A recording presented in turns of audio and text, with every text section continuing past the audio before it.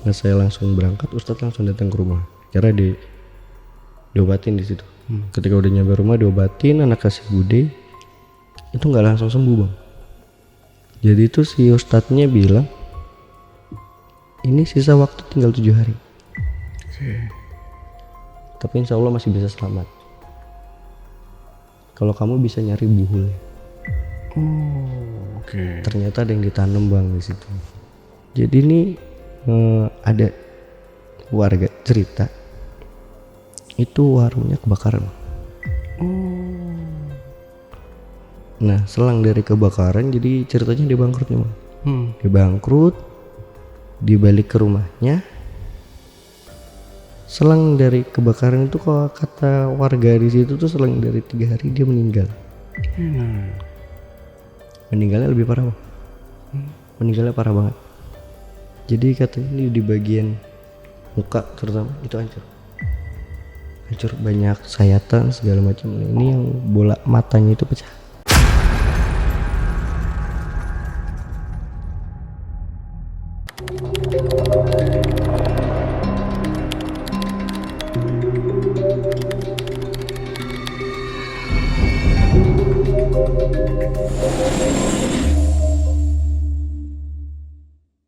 Assalamualaikum warahmatullahi wabarakatuh. Jumpa lagi dengan saya Ale Jejak Backpacker. Dalam obrolan misteri Jejak Backpacker kali ini, saya telah kehadiran seorang narasumber yang pernah mengalami kejadian mistis. Seperti apa kisahnya? Langsung aja kita sapa narasumbernya. Ya, Assalamualaikum Bang Adit. Waalaikumsalam. Iya, Bang Adit, terima kasih udah hadir di studio Jejak Backpacker ya. Fokus ke depan aja Bang Adit. Oke. Ya. Oke, jangan digoyang-goyang kursinya. Nanti penonton nggak fokus ya. Oke, Bang Adit, sekali lagi terima kasih atas kehadirannya di studio Jejak Backpacker ya. Jadi Bang Adit ini dari mana nih kalau boleh tahu? Bekasi. Oh, dari Bekasi. Wah, banyak juga ya Bekasi ya orang-orangnya. Padat. Oke, Bang Adit. Jadi Bang Adit ini punya pengalaman mistis ya gitu. Ya kurang lebih. Ada. Nah ini kalau boleh tahu di spill sedikit dulu aja kisi-kisinya seperti apa cerita yang mau Bang Adit bawain ini nanti. Dikit aja Bang. Nah nanti itu ada cerita tentang pesugihan kuntilanak yang memakan korban anak dari bude saya sendiri. Anak dari bude. Ya. Yang pesugihannya? Warung baru buka. Jadi warung makan itu warteg. Oh oke, deket situ ya. Oke, disimpan dulu aja kalau gitu ceritanya Bang Adit ya. Kita lanjut setelah ini. Tapi sebelum Adit menceritakan pengalaman mistisnya lebih lanjut lagi, saksikan setelah OMG yang satu ini.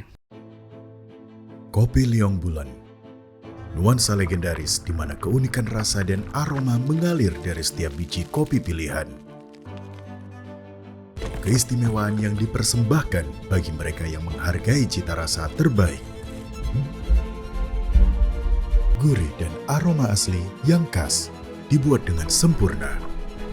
Kopi Liong Bulan, keajaiban dalam setiap aroma. Oke, Bang Adit, udah siap buat cerita ya? Siap. Pasti siap dong. Nanti kalau misalkan Bang Adit haus, diminum aja minumannya ya Bang Adit. Nanti kalau misalkan ngantuk juga boleh minta kopi sama nanti dibikin sama tim juga ya. Oke. Kopi Liong. Suka kan? Ya. Suka dong. Iya. Oke, kalau gitu silakan Bang Adit, seperti apa ceritanya? Itu kejadian kurang lebih ada 4-5 tahun lalu. Jadi itu awalnya saya tinggal di Bekasi, terus pindah ke daerah Bekasi juga, di salah satunya Rawalumbu ya bang ya. Cuman saya nggak bisa jelasin detail. Nah di situ jadi bude saya itu buka warung makan. Bukalah warung makan kurang lebih udah lumayan, baru beberapa bulan buka. Nah ternyata ada warung baru lagi yang baru buka, sejenis warteg gitu. Nah awalnya nih warteg ini kecil bang, itu pelanggannya cuma 1, 2, 3 orang. Nah dalam waktu 1 bulan itu udah bisa langsung gede. Nah mulai dari situ ya sudah lah, Bude tetap jualan terus-terusan. Nah makin kesini dagangan Bude makin laris. Sampai ketika di satu malam tuh jadi ada dentuman gede bang. Oke, di rumah budenya nih. Iya ada dentuman gede. Itu kalau kata budenya sendiri itu, kata bude itu bentuknya bola api kayak sejenis banaspati gitu. Kurang lebih di jam 12 malam jadi ada dentuman itu ke atas rumah, meledak. Akhirnya bangun dicari ternyata nggak ada isinya. Nah mulai dari situ besokannya bude dagang normal biasa. Belum ada gejala-gejala apapun tuh selama kurang lebih 1 minggu. Masih jalan normal segala macem. Omset masih standar aja, masih nggak yang gimana-gimana. Lewat dari 1 minggu mulai ada gangguan-gangguan mistis. Mulai awal ngelihat itu ada sosok perempuan. Jadi ada, ini kita warung bude di depan sini. Sini tuh ada banyak kayak tengahnya itu kali bang. Oke. Nah di situ ada sosok perempuan bang. Jadi dia berdiri sekitar waya-waya mau subuh. Dia berdiri di situ, cuman berdiri aja. Nggak lama hilang. Nah itu kejadian berlangsung selama kurang lebih 3 hari. Selama 3 hari cuman jadi kayak nggak tahu, bude sih mikirnya itu awalnya orang gila gitu kan, karena emang di situ masih banyak perkampungan juga. Terus masih banyak ya bisa dibilang kayak orang-orang yang orang gila gitulah ya. Mikirnya orang gila, oh cuman orang gila berhenti di situ kan. Nah makin kesini gangguan kena di anaknya bude nomor pertama, yang nomor 1 itu perempuan. Jadi kenanya itu awal dia ceritanya lagi cuci piring. Jadi di baknya itu kan ada bak gede. Karena emang kamar mandinya juga lumayan luas ya bang ya. Ada bak gede. Pas dia cuci piring itu habis asar kurang lebih, dia cuci piring itu tahu-tahu piringnya jatuh bang. Piringnya jatuh 1, 2. Nah yang setelah dari situ udah beresin kan sama anak si bude, udah diberesin, udah awalnya nggak mikir apa-apa nih bang. Nah pas jelang maghrib anaknya bude ngambil air wudhu buat sholat maghrib tuh bang. Di situ ditampakin bang. Jadi di kamar mandi itu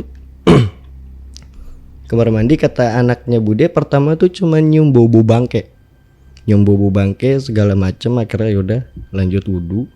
Nah pas posisi lagi ngebasuh muka, setelah dia buka tuh ternyata nampak kayak muka perempuan gitu, tapi nggak jelas karena ketutupan mukanya rada hancur kan.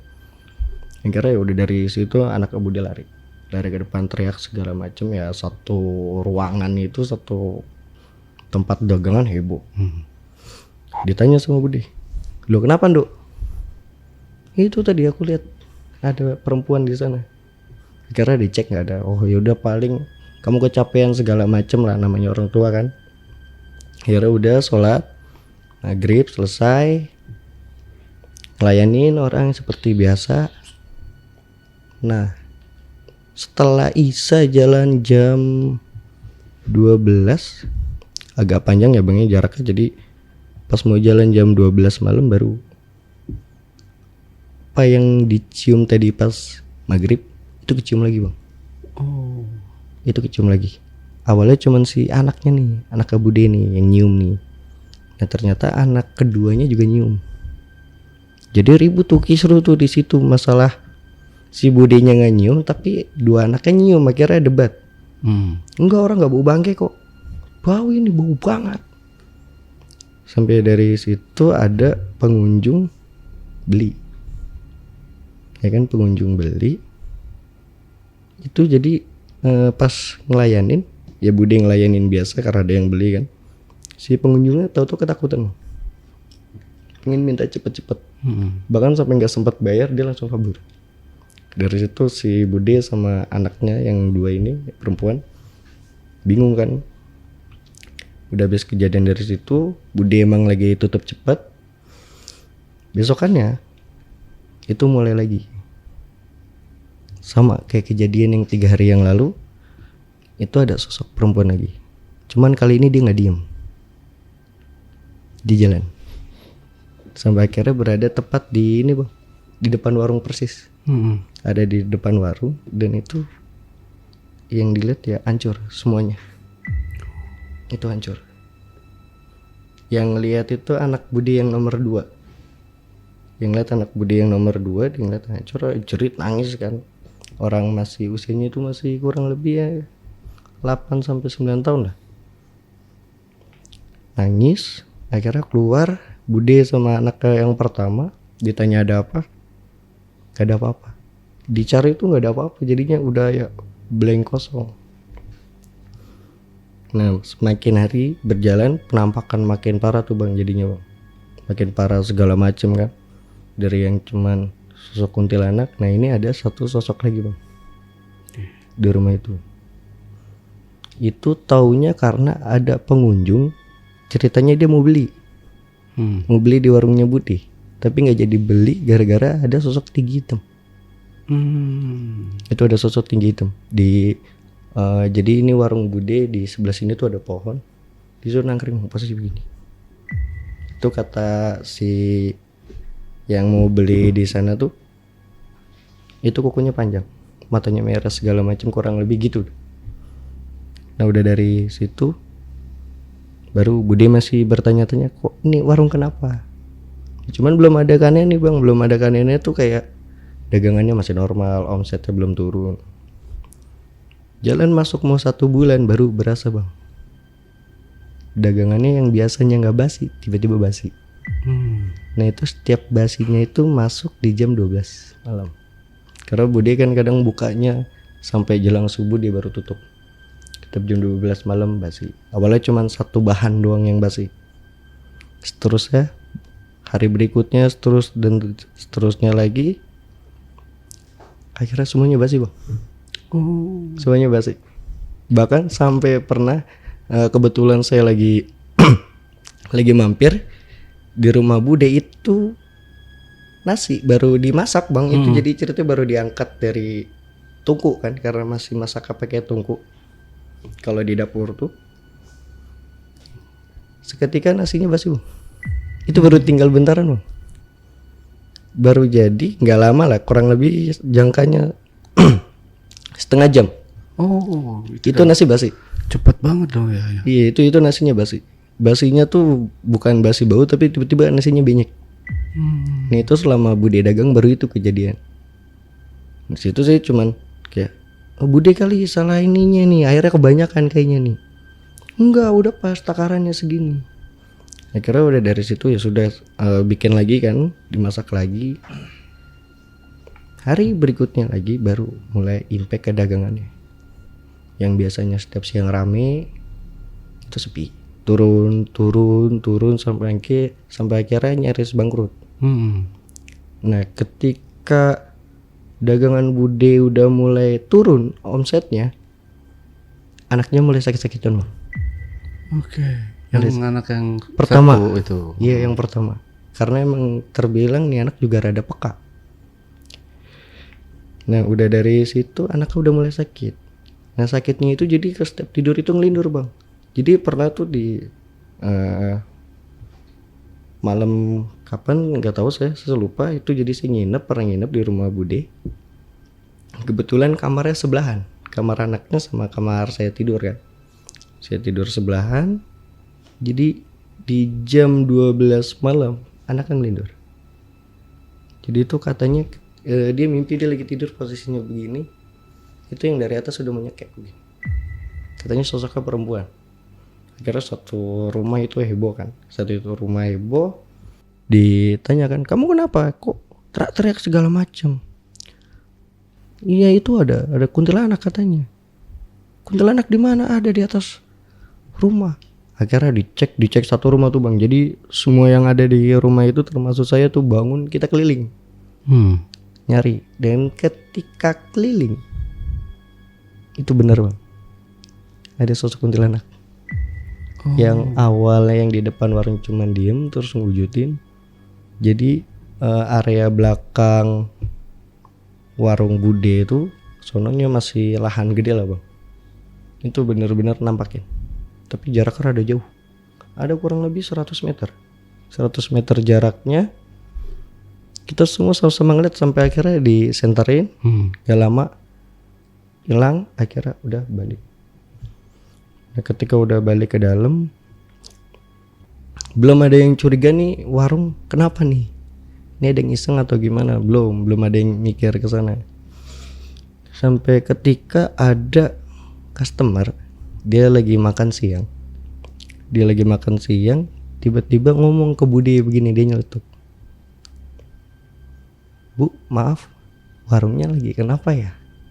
Di situ Bude kaget dan kebetulan juga di situ ada saya. Ya kan? Loh, emang kenapa mas? Iya, saya ngerasa warungnya kok hawanya beda, nggak kayak biasanya. Maksudnya nggak kayak biasanya tuh gimana mas? Ya, saya ngerasa di sini tuh panas.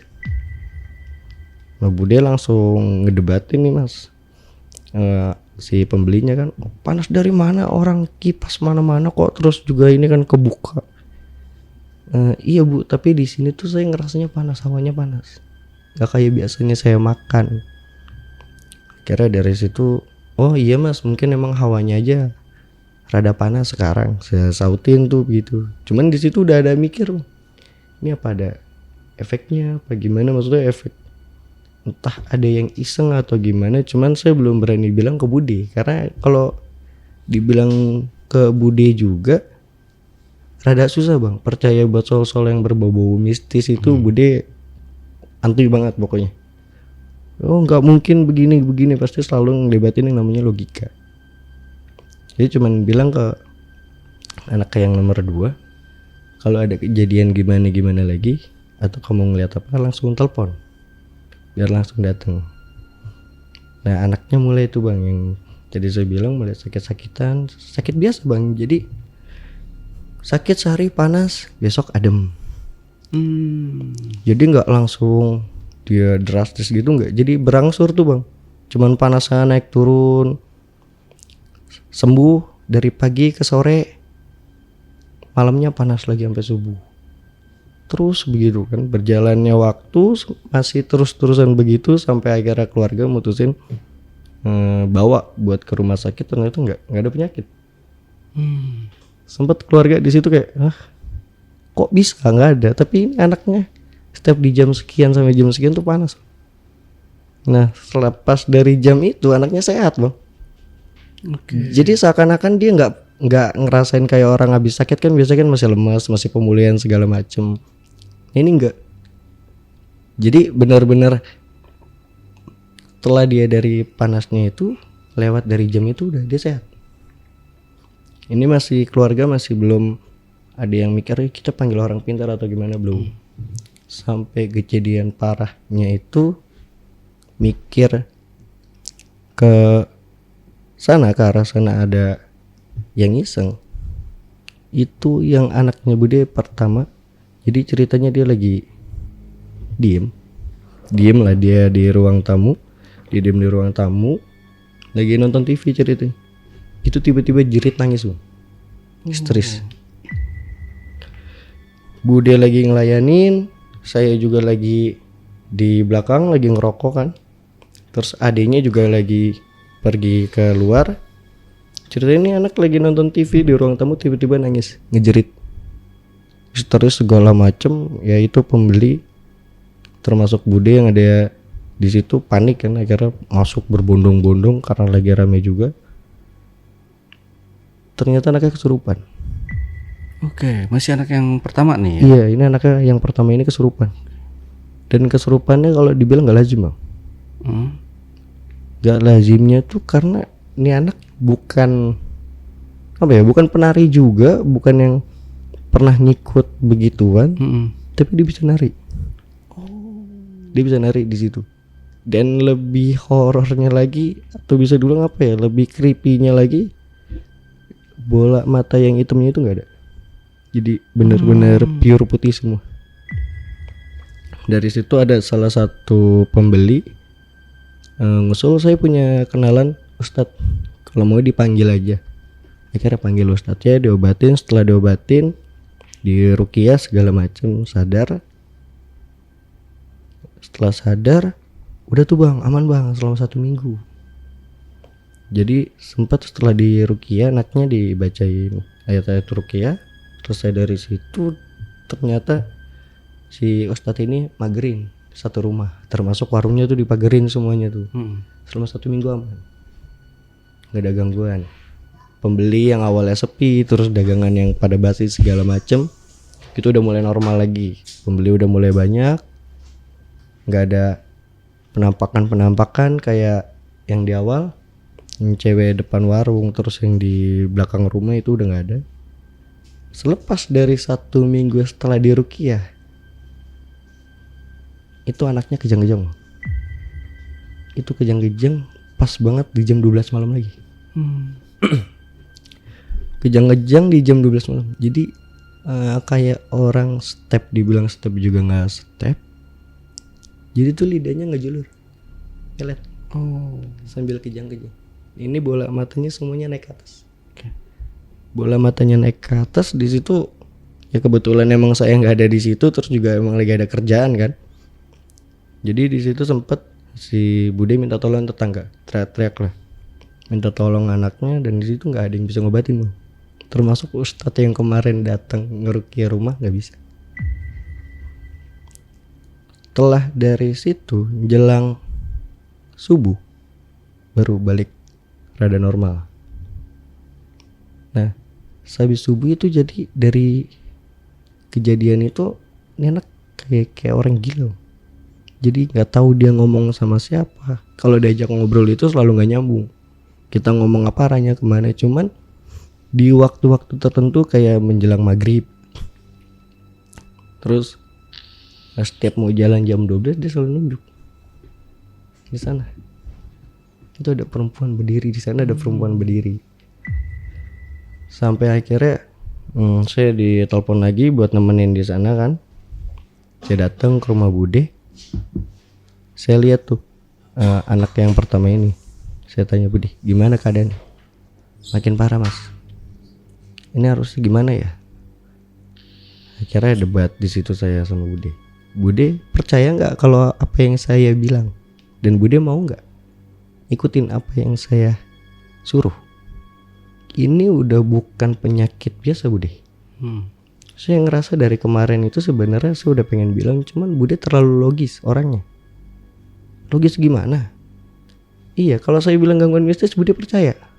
Wah nggak ada itu gangguan mistis. Bude langsung bantah kayak gitu tuh bang. Sebelum saya jelasin detail kan.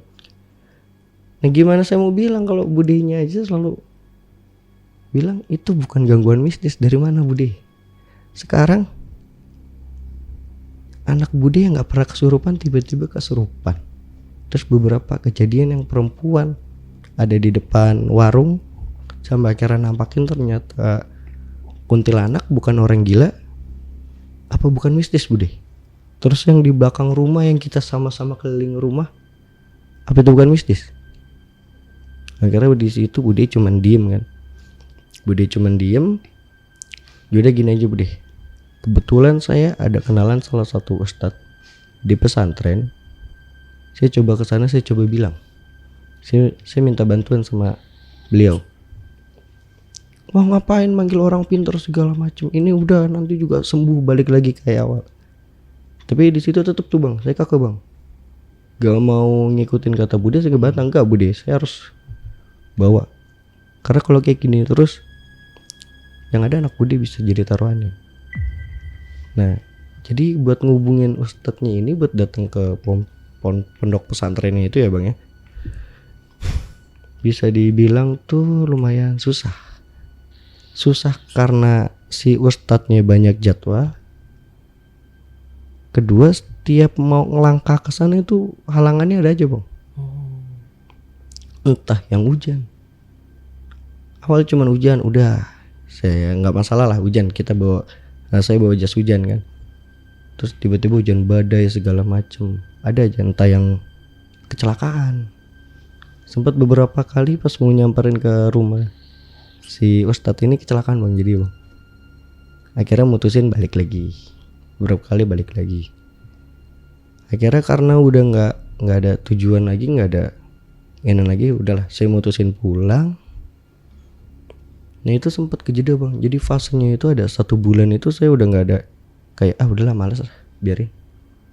Si Bude juga udah nggak peduli juga, orang dikasih tahu masih ngotot kekeh, anaknya bisa sembuh sendiri.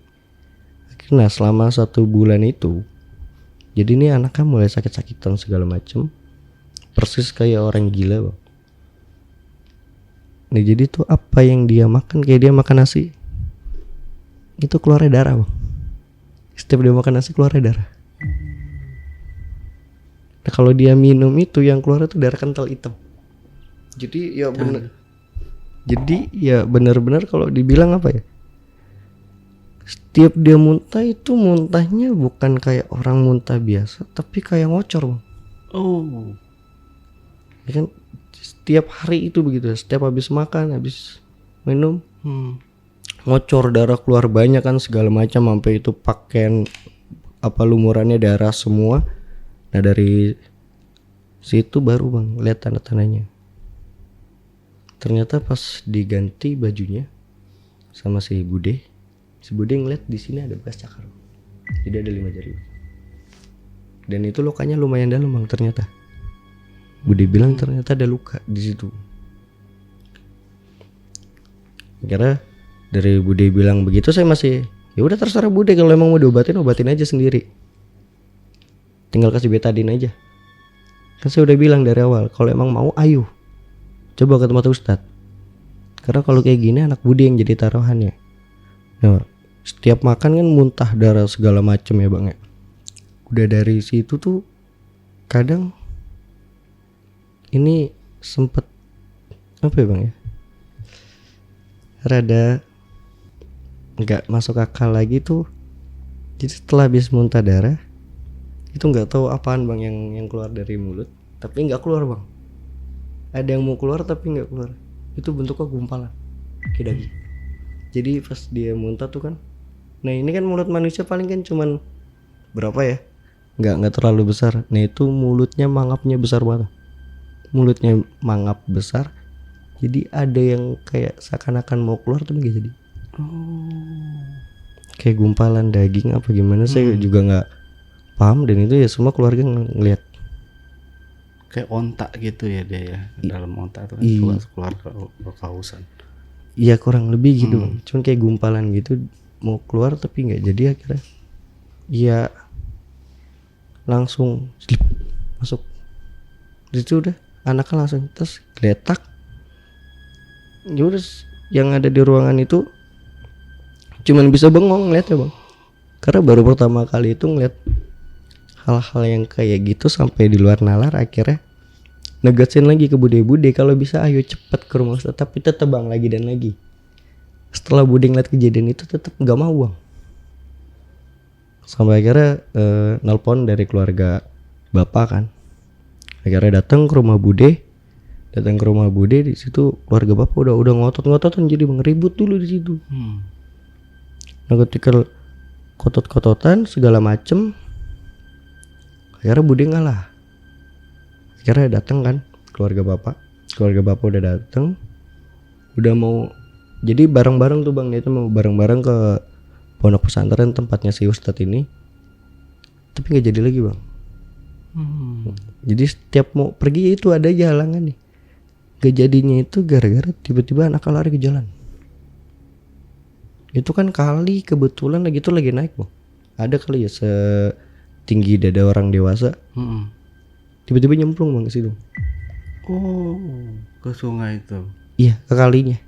Dan ketika nyemplung itu dia nggak ke bawah arus bang. Jadi dia begini matung. Padahal kalau dibilang anaknya tinggi juga nggak tinggi. Dibilang kuat juga nggak kuat juga karena perempuan kan ya bang ya. Cuman itu posisinya dia berdiri di tengah kali. Dia jalan gitu segala macem. Airnya kan lagi naik itu lagi kencang-kencangnya. Jadi cuma bisa dia berdiri kayak gini aja. Oh gitu. Nggak ke bawah atau ini di atasnya air atau dia tenggelam bang. Oh. Udah sedada. Tapi dia nggak gerak sama sekali. Dia benar-benar gak gerak di situ. Akhirnya dari situ dari keluarga bapak langsung lari narik tuh. Udah ditarik berontak. Nah pas lagi ditarik berontak gitu. Jadi dia nyemburin darah lagi nyemburin darah. Udah gitu akhirnya terpaksa nih anaknya diikat di kasur. Jadi tangan kaki semuanya diikat karena bahaya juga kalau tahu lari. Nah, udah dari situ akhirnya saya sama saudara sepupu mutusin udah yuk kita berangkat berdua ke rumah Ustad. Nah pas mau ke rumah Ustad ada lagi halangannya. Di situ tiba-tiba hujan bang, hujan gede. Itu selama 1 hari itu dari pagi sampai malam masih hujan terus tuh. Akhirnya ditunda. Nah dari keluarga bapak ada yang nelpon. Di keluarga bapak ada yang nelpon ke keluarga bapak, terus ada yang bilang nanya gimana kondisinya. Di keluarga bapak kaget, termasuk bapak juga kaget. Maksudnya gimana? Kondisi siapa? Itu ponakanmu. Ya begitu aja segala macam udah dijelasin tuh. Nah yang bikin kagetnya lagi tiba-tiba yang teman dari keluarga bapak ini ngomong itu wajar kayak gitu karena persaingan dagang. Nah pas dibilang persaingan dagang kan di loudspeaker tiba-tiba udah langsung seketika hening. Pas dibilang persaingan dagang ini anak kesurupan lagi. Jadi tuh kalau bisa dibilang 3 hari tambah kesurupan terus. Dan itu rumah sampai kalau dibilang apa ya bau anyir. Rumah tuh bau anyir. Dan itu warung Budi juga tutup karena nggak enak, takut kalau misalnya ada yang beli tiba-tiba kesurupan atau ngeliat anaknya muntah darah kan jadi gimana. Jadi akhirnya itu warung ditutup dulu buat beberapa pekan. Akhirnya setelah warungnya ditutup ini masih debat lagi bang. Jadi nih si Bude pengen anaknya sembuh tapi nggak pengen diobatin, nggak pengen dibawa ke tempatnya Ustadz.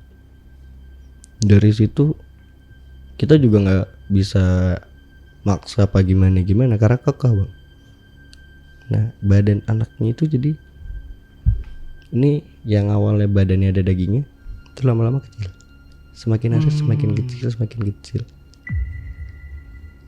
Dan dibikin shocknya lagi ada satu ketika, saya nggak ingat jam berapanya, cuman emang orang rumah itu udah pada tidur. Jadi dia itu di kamar yang beda lagi bang, nggak biasa, bukan kamar yang sebelahan sama saya. Jadi itu kamar yang beda, posisinya ada di dekat kamar mandi rada belakang.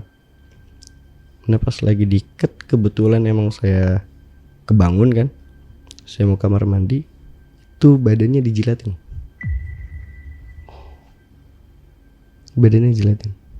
Awalnya saya pikir cuman halu. Saya yang halusinasi karena baru bangun kan, baru kebangun. Saya pikir udah biarin lah, cuman bayangan doang mungkin. Akhirnya udah lepas masuk kamar mandi, kelar, saya keluar, ternyata masih ada. Yang awalnya saya mikir saya lagi halu atau gimana, ternyata itu beneran ada. Jadi ini dia dijilatin dari ujung kaki sampai ujung kepala, sama sosok perempuan. Dan kalau dibilang sosoknya sama kayak yang sebelumnya, yang pertama kali nongol, enggak, itu lebih hancur. Bahkan kalau dibilang di bagian tengkuk sebelah sini, itu kecoak, rada kecoak gitu. Serem banget ya. Ya jadi itu benar-benar jilatin semua badannya jilat. Dan ya saya nggak tahu ini makhluknya apa, kuntilanak. Dibilang kuntilanak juga bukan, dibilang saya nggak ngerti lah itu. Cuman itu setiap dia ngejilat badannya kayak kesayat bang. Dari kaki sampai bagian muka semuanya kayak abis bekas disiletin tuh. Ya, jadi kayak tajam lidahnya ya. Kurang lebih gitu. Nah jadi pas saya masih ngintip kayak gitu, nih makhluk tiba-tiba nengok begini. Nah si anaknya Bude itu bisa bangun loh. Ini kan tangan dikit begini. Mm-mm. Otomatis paling cuman bangun berapa senti dari posisi kita kan. Itu tangannya bisa muter begini Bang. Itu kan mungkin kalau talinya panjang oke bisa. Cuman kan ini mentok antara kayu dengan kayu begini, nggak mungkin lah. Itu bisa muter begini. Dari situ nggak pakai babi bu, saya langsung gedor-gedor apa pintu kamar orang tua kan. Saya teriak-teriak di situ, akhirnya nih anak udah apa ya, hampir sekarat Bang. Karena dari semuanya itu badannya udah kesayat-sayat. Dari situ hari itu juga mutusin buat berangkat ke pondok pesantren. Oke, akhirnya mau si budenya. Itu diem-diem Bang. Oke. Karena udah kondisi udah makin gak terkendali kan. Kita mutusin udah langsung berangkat, saya sama sepupu saya ke pondok pesantren. Ternyata kayaknya nggak ada. Dia lagi ceramah di salah satu apa ya, kalau bisa dibilang kota lah.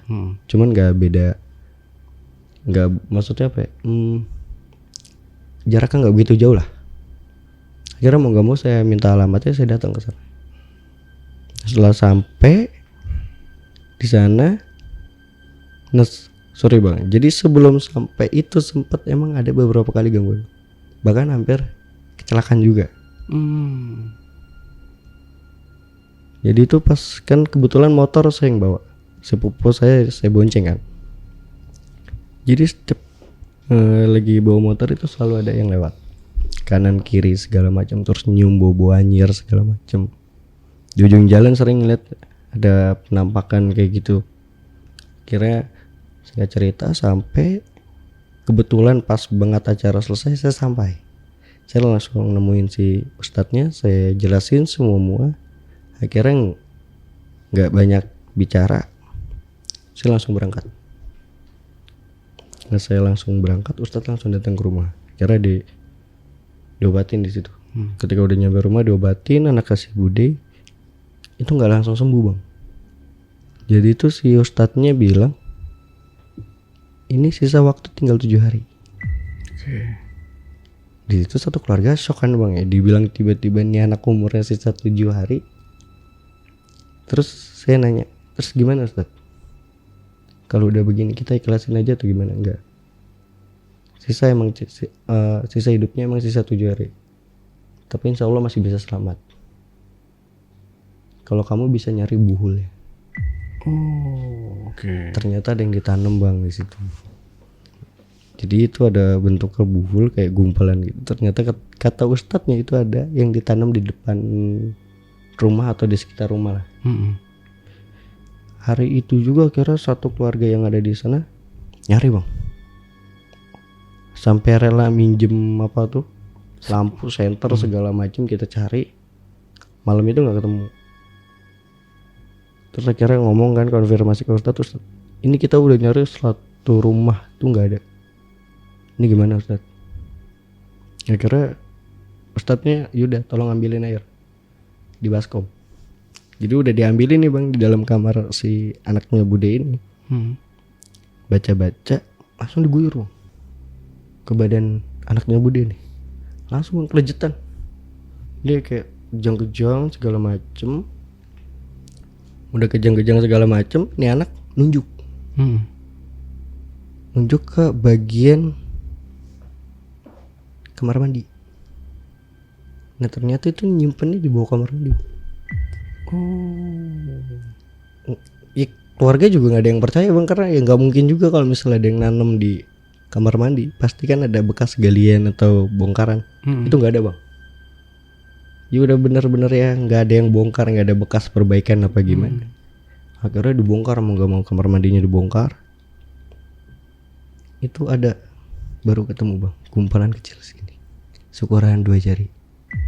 Itu jadi ada rambut, darah, sama saya nggak tahu itu daging apa, tapi ada gumpalan daging seukuran. Ini kurang lebih segini ya ukurannya. Itu dikit. Di kain kafan kalau nggak salah. Soalnya kainnya putih Bang. Kemungkinan pakainya kain kafan itu ditanam di situ. Akhirnya dikasih ke ustadz. dibacain, akhirnya baru dibakar. Nah kata si ustadznya, ini setelah dari sini masih belum beres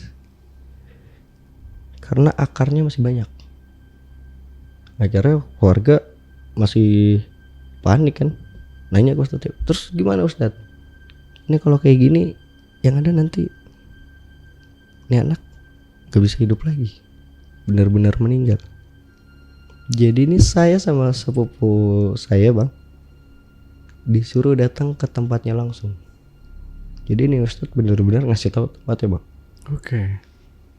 Kamu datang ke warung yang ngirimin benda ini, ngirimin buhul ini, warungnya sebelah mana ustadz? Emang warung yang mana? Karena di situ kan warung banyak ya bang ya. Ternyata sama-sama warung nasi juga bang, kayak jenis warteg lah. Warung yang belum lama buka dan tiba-tiba bisa langsung gede. Ada nggak di sini? Oh ada. Nah besok kamu datang di sana, terserah kamu mau makan atau mau minum di sana. Yang penting kamu datang ke sana, kamu lihat di situ ada apa. Apa yang kamu lihat? Nanti kamu bilang ke saya. Oke, akhirnya setelah ustadznya ngebakar yang bentuk kabuhul itu bang, kondusif tuh bang. Bener-bener rumah hawanya udah nggak kayak sebelumnya. Biasanya kan panas segala macam, ini enggak. Udah santai, udah relax segala macam. Tidur nih anaknya juga, anak si Bude udah nggak yang jerit-jerit kesurupan segala macam, udah enggak. Besok siangnya saya nyoba datang ke salah satu warung itu, yang warung makan ini. Saya datang berdua sama sepupu saya. Udah saya pesan kopi. Nah cuman awalnya sepanjang jalan saya mikir, masa iya kan rezeki orang udah ada yang ngatur masing-masing. Saya selalu mikir kan gitu. Nah pas saya nyampe duduk, sempet mikir apa bener yang dibilang sama si Ustadz kalau warung ini yang ngelakuin ke warung Budi bang. Soalnya baru datang, baru duduk, yang punya warung itu langsung sinis bang. Benar-benar tatapannya tuh bukan tatapan sinis biasa, tapi kayak mau ngebunuh. Jadi di situ saya pesan kopi, sembari ngobrol ngerokok. Ada kali jalan setengah jam saya di situ, baru saya pikir ya sudahlah, gak yang gimana-gimana, karena saya ngeliat juga gak ada apa-apa tuh bang. Sampai masuk jelang waktu zuhur, baru bang dikasih lihat. Di situ ada sosok tinggi gede hitam. Itu sosok. Jadi di sini dia ada dua sekat pintunya begini, ada yang kanan ada yang kiri. Nah di sebelah sini tuh ada sosoknya tinggi gede. Kurang lebih ada 3 meteran itu sosoknya. Oh tinggi banget ya. Iya. Itu saya pikir saya doang yang lihat. Saya nepukan ke sepupu saya, coba lu lihat sebelah sana. Kaget bang, ternyata dia dikasih lihat juga. Nah, ketika dia ngeliat, nyentak badannya kan, anjing, teriak dia langsung. Wah, langsung ngumpat lah ngomongnya kan. Dia teriak begitu, yang punya warteg ini, yang warung makan ini jadi kayak ya udah cuek aja. Sampai akhirnya ngelihat satu sosok. Ini satu sosok yang selama ini neror ternyata nempel bang. Nah si sosoknya ini tuh dia nggak ngikut di belakang, tapi naik di sini. Oh, ke yang punya warung. Ya, jadi tuh kalau secara ininya visualnya itu hancur segala macam ya bang. Lebih parah lagi dari yang sebelumnya nih makhluk. Bentuknya cewek, tapi dibilang kuntilanak, bukan kuntilanak, tapi bentuknya sama, cuma lebih gede. Tapi dia nangkring di bahu pundaknya ya. Di pundak. Dari situ saya ngomong lagi ke sepupu saya, coba lihat lagi. Dilihat, ternyata yang punya warung ini notice. Ditegur saya langsung. Masa kalau cuman mau ngopi doang silakan mas, tapi gak usah ngomong yang aneh-aneh. Ya, saya kaget tiba-tiba dibilang begitu karena saya ngomongnya pelan bang ke sepupu saya ini kan. Saya langsung buka jaket pura-pura, ada apaan? Kenapa? Yang punya warung ini ngegas tuh bang, ngebentak. Iya masnya kalau emang mau cuman ngopi atau mau makan silakan, tapi gak usah yang aneh-aneh di sini. Kecut tuh bang di situ. Aneh-aneh kenapa mbak? Saya nggak ngapa-ngapain di sini. Saya tahu tujuan masnya kesini mau ngapain. Maksudnya apa kayak gitu? Kalau emang masnya mau perang sekalian. Nggak pakai babi bu. Saya bayar. Saya pergi. Langsung saya pulang ke rumah, saya ceritain. Telepon si Ustadz datang. Saya ceritain semua apa yang saya lihat sama kejadian si pemilik warungnya tuh. Akhirnya si Ustadznya bilang, yaudah kamu siapin kelapa sekarang, kelapa hijau. Kamu siapin kelapa sama air garam. Akhirnya udah disiapin tuh bang, kelapanya sama air garamnya. Jadi kita duduk lingkar bang. Kita duduk lingkar, saling pegangan tuh tangannya. Kayak bentuk apa ya, ritual segala macem lah. Jadi tuh Ustadznya di tengah-tengah, kita sama-sama zikir. Oke. Nah si anaknya itu jadi masih ya emang kondisi masih kikat. Nah ketika lagi zikir, anak berontak bang. Si Ustadznya udah fokus, apapun yang terjadi fokus. Anaknya makin kelejetan, makin berontak segala macem. Dan itu apa? Patah bang. Tangannya? Bukan.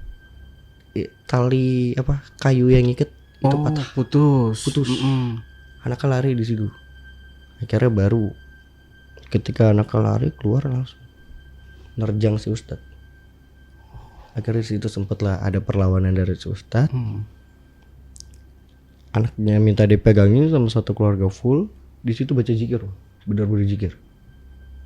Itu sampai ngejelang malam. Itu benar-benar apa ya? Nguras tenaga, wah parah bang. Nguras tenaga banget kan. Itu dari situ sampai jelang tengah malam.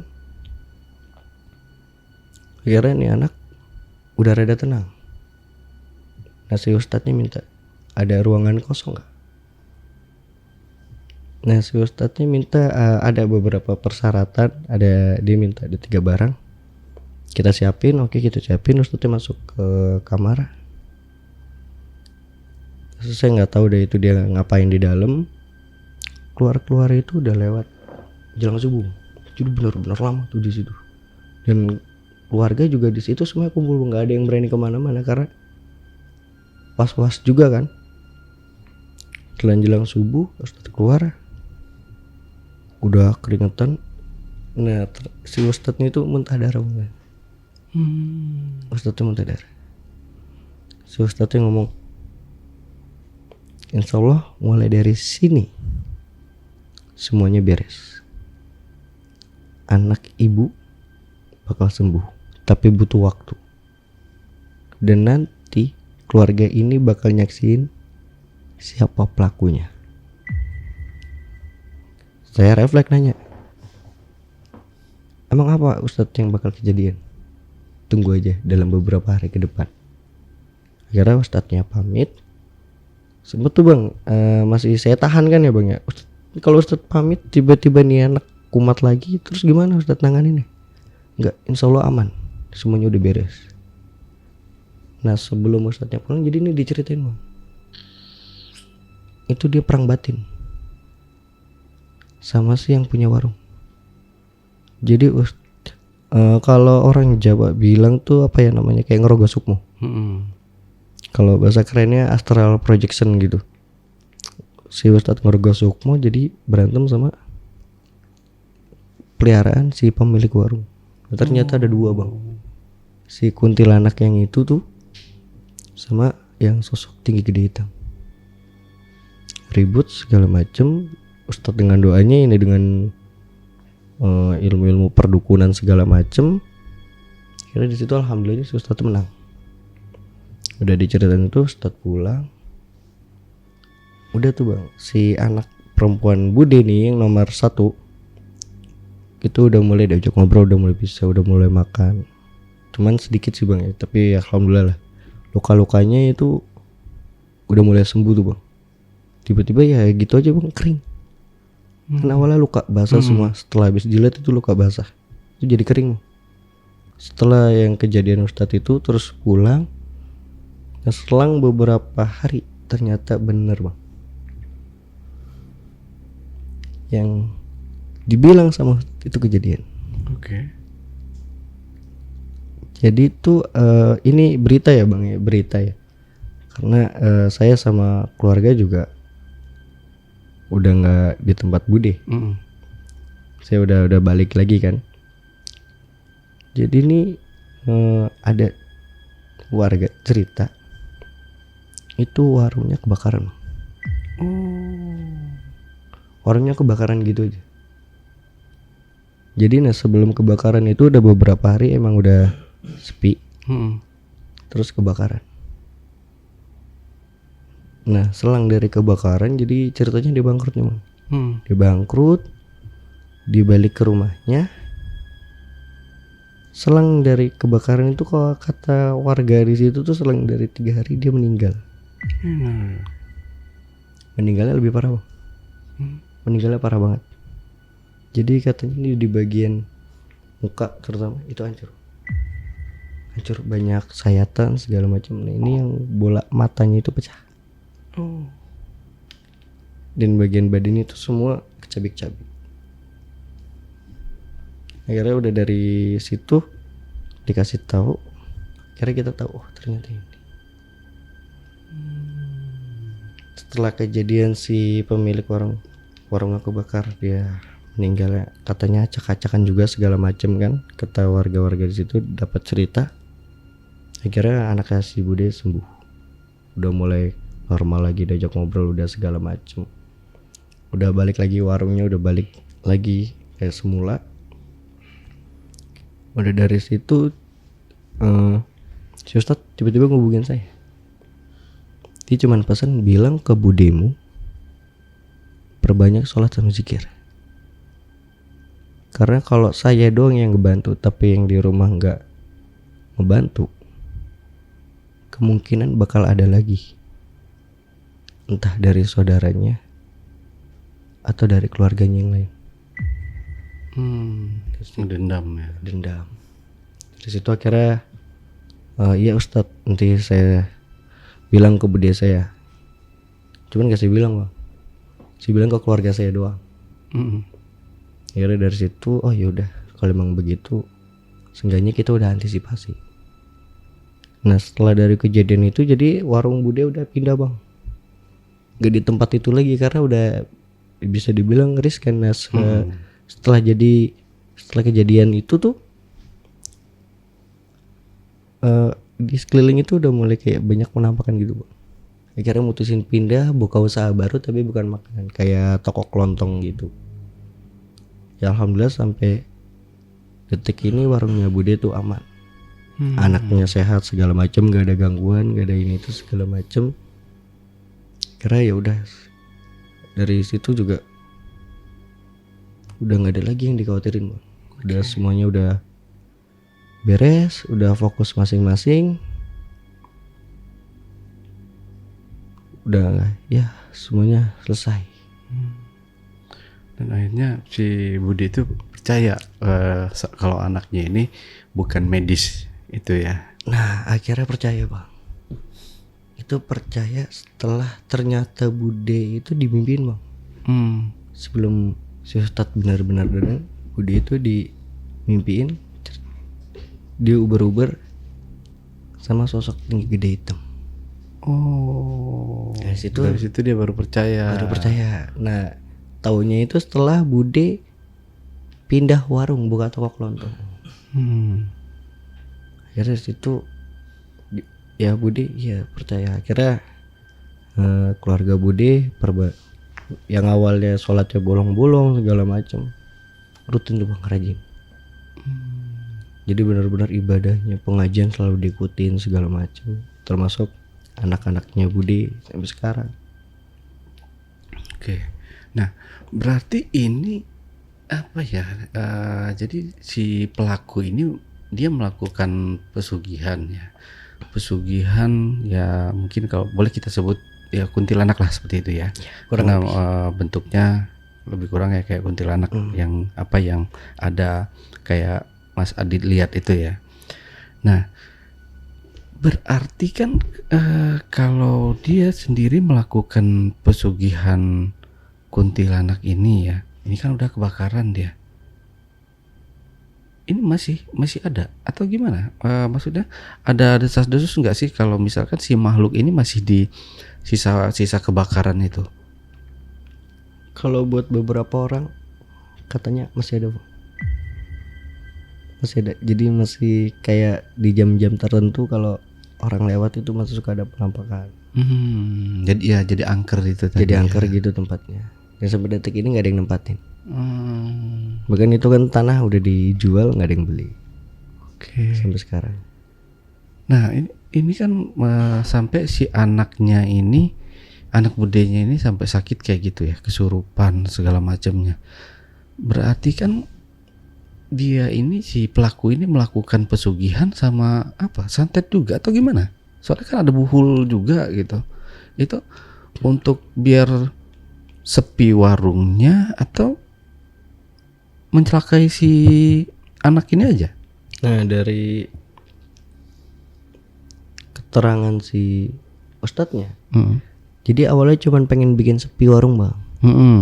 Nah, pengen bikin sepi, tapi karena emang Bude dari segi dagangnya satu jujur, terus kadang sering ngasih lebih ke pelanggan, jadi itu masih rame, Pak. Sampai karena dendam, karena persaingan dagang gitu. Akhirnya sampai masuk buat nyelakain, itu ngirim yang namanya banaspati, kayak sejenis banaspati. Akhirnya jadi bentuknya buhul.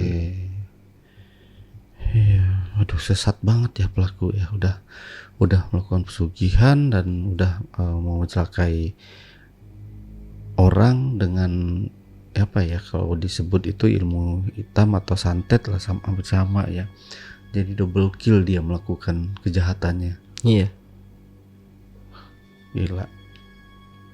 Tapi alhamdulillah ya, terselamatkan anak budenya dan tidak meninggal. Berarti sekarang sudah umur berapa nih anak budenya ini? Kalau anak Bude yang pertama dia udah jalan umur 23. 3 ya. Berarti kejadiannya tahun berapa? Itu masih pantaran SD kelas 4, 5, 6 lah kurang lebih. Oh. Karena sama anaknya juga nggak begitu dekat, terus juga nggak kepo nanya-nanya kan. Oke. Cuman anaknya ya itu masih SD. Kalau yang satunya itu cuman selisih sama kakaknya itu cuman beberapa tahun doang. Oke, ya yang penting ya selamat ya, nggak jadi korban dari pesugihan itu.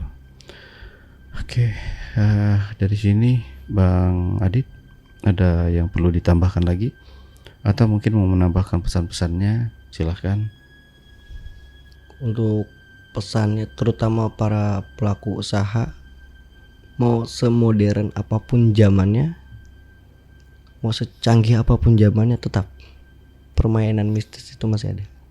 Bahkan sampai detik ini. Gak cuma dagangan doang, tapi terkadang makan nyawa. Buat yang muslim, perbanyak zikir dan doa. Yang nonis, perbanyak dekatkan diri sama Tuhan. Itu aja sih, Bang. Ya. Oke, ya intinya mau apapun itu agama di luar sana ya, perbanyak ibadah, perbanyak mendekatkan diri ke Tuhan aja gitu ya. Mungkin kurang lebihnya Bang Adit ya. Oke, Bang Adit, terima kasih buat waktunya. Oke, JPker, setelah tadi obrolan misteri jejak backpacker bersama narasumber kita Bang Adit. Jangan lupa untuk selalu support channel YouTube Jejak Backpacker dan channel YouTube Ale Jejak Backpacker. Buat teman-teman juga yang ingin berbagi cerita di channel YouTube Jejak Backpacker, teman-teman dapat menghubungi admin melalui nomor WhatsApp di 0858 47000 Atau teman-teman juga bisa mengirimkan cerita kalian melalui email di admin@jejakbackpacker.id. Wassalamualaikum warahmatullahi wabarakatuh.